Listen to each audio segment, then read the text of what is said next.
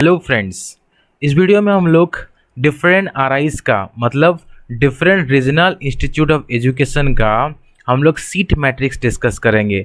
कहाँ पे कितना सीट होता है उसको डिस्कस करेंगे, लेकिन सबसे पहले एक रेक्टिफिकेशन करना चाहता हूँ मैंने पिछले वीडियो में आपको बोला था कि यहाँ पे आपका जो क्लास 10th का मार्क भी काउंट होता है।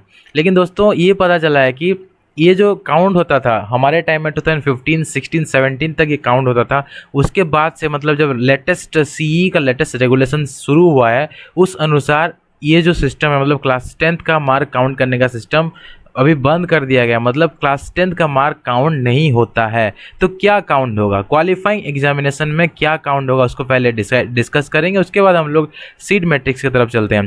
तो यहाँ पे आप देख सकते हैं बीएससी बीएड और एमएससी एड के लिए अगर आप 4 ईयर का बीएससी बीएड का एग्ज़ाम दे रहे हैं मतलब एग्ज़ाम के लिए अपेयर हुए हैं इस बार, या फिर एमएससी एड का, तो 4 साल का अगर कोर्स के लिए आपने अप्लाई किया है या फिर 6 साल का कोर्स जो मैसूर में होता है एमएससी एड, तो वहाँ पे आपका अगर आपने पीसीएम में अप्लाई किया है, ठीक है, अगर आपने पीसीएम में अप्लाई किया है तो आपका जैसे मैंने आपको बोला था वही काउंट होगा, लेकिन +2 का काउंट होगा। फिजिक्स केमिस्ट्री मैथ आपका सिर्फ +2 मतलब सिर्फ 12th का आपका मार्क, जो जितने भी 12th में इन 3 सब्जेक्ट में जितने मार्क आपने लाया है वही काउंट होगा अगर आपने पीसीएम के लिए अप्लाई किया है। वही यहाँ पे लिखा गया, आप देख सकते हैं, ऑब्टेन मार्क ऑफ पीसीएम और PCB out of maximum mark of PCM और पीसीबी इन क्वालिफाइंग एग्जामिनेशन। मतलब मान लीजिए आपने जो board exam 12th board exam में पीसीएम में मान लीजिए आपने 300 से मान लीजिए 280 मार्क्स लाया, ठीक है, तो इसका परसेंटेज निकाला जाएगा और ये काउंट होगा। 300 आपका फुल मार्क रहेगा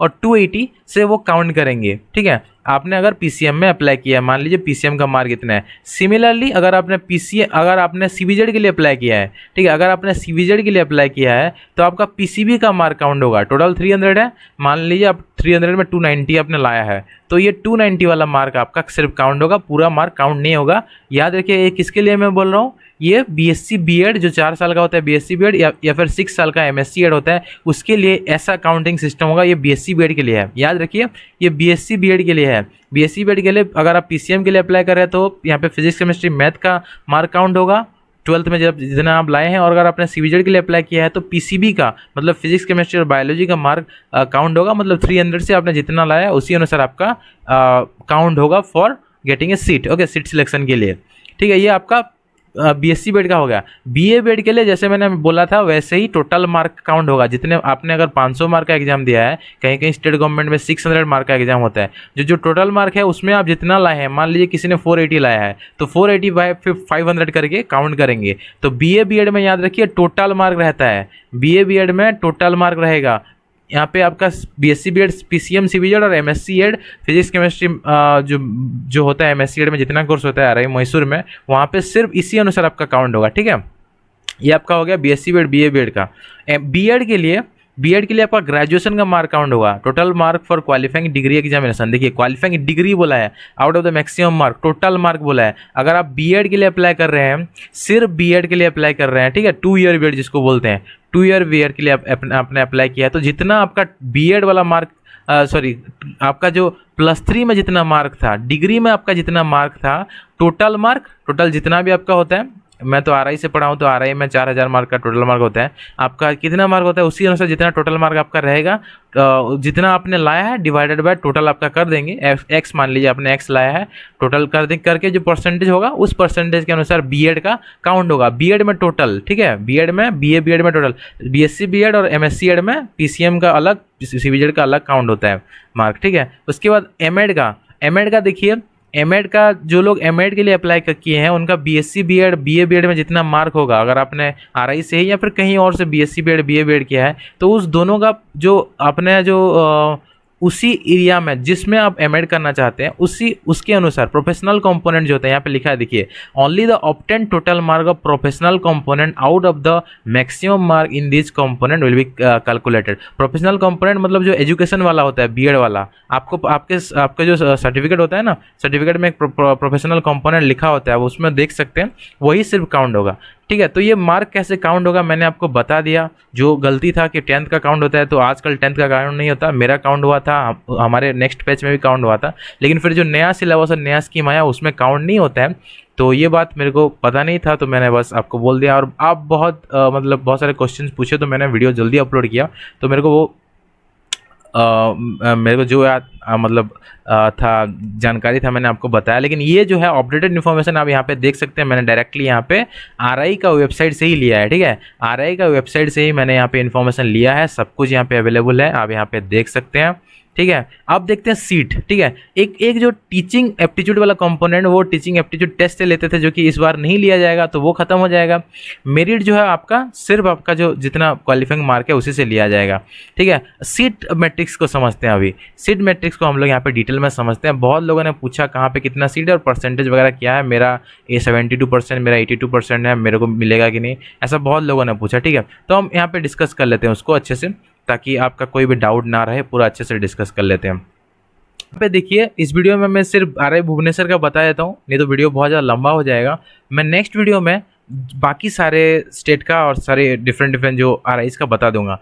यहाँ पे भुवनेश्वर का देखिए, उड़ीसा में पीसीएम में मैंने बोला था ना 14 सीटें, अभी एक कम करके 13 कर दिया गया है। तो हम लेटेस्ट रिपोर्ट, लेटेस्ट जो नोटिफिकेशन उसी के अनुसार चलेंगे, क्योंकि देखिए हमारे टाइम में 14 था, अभी ये 13 है, ठीक है। पीसीएम में 13, सीबीजेड में 13, बीए बीएड में भी 13, और बीएड आर्ट्स में 16, ये 25 था हमारे टाइम में, ठीक है, ये कम हो गया है।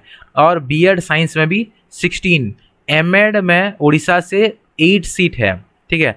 बीएससी बीएड में 50 सीट होता है टोटल, बीए बीएड में भी आपका, बीएससी बीएड में टोटल 100 सीट होता है, पीसीएम में 50 और सीबीजेड में 50, तो टोटल 100 सीट होता है बीएससी बीएड में, बीए बीएड में 50, और बीएड में आर्ट्स और साइंस दोनों मिला के 100 होता है, 50-50, और एमएड में 32 होता है। ये हर जगह डिफर करता है दोस्तों, हर जगह सेम नहीं है।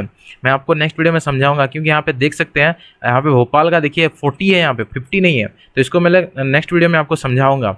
तो उड़ीसा में कितने सीट यहाँ पे देख सकते हैं, ठीक है, 13 बीएससी बीएड पीसीएम में, सीबीजेड में 13, बीए बीएड में 13, और ये आर्ट्स और साइंस बीएड और एमएड का है। वेस्ट बंगाल से 13, यहाँ पे वेस्ट बंगाल और उड़ीसा का सेम यहाँ पे देख सकते हैं, पूरा सेम है 13। जो इंटीग्रेटेड वालों का 13 फॉर ईच स्ट्रीम, बीएड का 16 फॉर ईच स्ट्रीम, और एमएड का 8। उसके बाद बिहार से 9 सीट है, ठीक है, बिहार से इंटीग्रेटेड के लिए 9 सीट, 9 सीट मतलब 9 × 3 बोल सकते हैं आप। आर्ट्स के लिए 11 सीट, और एमएड के लिए 5 सीट। झारखंड से जो आते हैं उन लोगों का 3 सीट होता है, 3 सीट है, बीएससी बीएड पीसीएम सीबीजेड में 3, और बीए बीएड में भी 3 है, बीएड आर्ट्स में 5, बीएड साइंस में 5, एमएड में 3। उसके बाद देखिए नॉर्थ ईस्टर्न ग्रुप जितने भी आते हैं, मतलब जो 7 सिस्टर प्लस सिक्किम, ठीक है, उसके बाद अंडमान निकोबार आइलैंड, इन सबको मिला के 12 सीट है। तो कहीं किसी और से अगर नहीं आता है, मान लीजिए रिप्रेजेंटेशन है, इक्वल रिप्रेजेंटेशन है, किसी एक स्टेट से कोई नहीं आता है, तो उस स्टेट का कोटा जो है दूसरे स्टेट की तरफ चला जाता है। इसलिए कभी कभी क्या होता है, त्रिपुरा से 3 भी चले आते हैं, जैसे हमारे बैच पे आए थे, सिक्किम से 2-3 आ जाएंगे, ऐसा भी हमको देखने के लिए मिलता है। अंडमान से 2-3 आ जाएंगे। तो अगर पर्टिकुलर कोई रिप्रेजेंट नहीं होता है, तो वो सीट जो है शिफ्ट हो जाता है दूसरे स्टेट की तरफ। तो यहाँ पे बीएससी बीएड पीसीएम में 12, सीबीजेड में 12, बीए बीएड में 12, और यहाँ पे बीएड में अंडमान निकोबार से 2 है, नॉर्थ ईस्ट से नहीं है, सिर्फ अंडमान निकोबार से है। नॉर्थ ईस्ट से क्यों नहीं है यहाँ पे बीएड वाला सीट, क्योंकि बीएड वाले नेरी में पढ़ते हैं, नॉर्थ ईस्ट आरआई में पढ़ते हैं। तो यहाँ पे सिर्फ अंडमान निकोबार वाले पढ़ते हैं बीएड, यहाँ पे आरआई भुवनेश्वर में। एमएड में 8 सीट होता है अंडमान निकोबार और नॉर्थ ईस्टर्न एरिया से। बीएड जो है वो बीएड नॉर्थ ईस्ट यूनिवर्सिटी में सब करते हैं। बाकी इंटीग्रेटेड और एमएड जो है, इंटीग्रेटेड बीएड और एमएड यहीं पे करते हैं। ये जोन 1 उड़ीसा होता है, जोन 2 वेस्ट बंगाल, जोन 3 बिहार झारखंड, और जोन 4 आपका north east and Andaman Nicobar होता है। तो रिप्रेजेंटेशन का अगर हम देखेंगे रिजर्वेशन, तो एससी का रिजर्वेशन 15%, एसटी का 7.5%, ओबीसी का 27% होता है, और पर्सनल डिजेबिलिटी का 5% होता है, ठीक है। तो नेक्स्ट वीडियो में हम लोग समझते हैं बाकी सारे के सारे स्टेट का मैट्रिक्स, ठीक है। मिलते हैं अगले वीडियो पे, थैंक यू।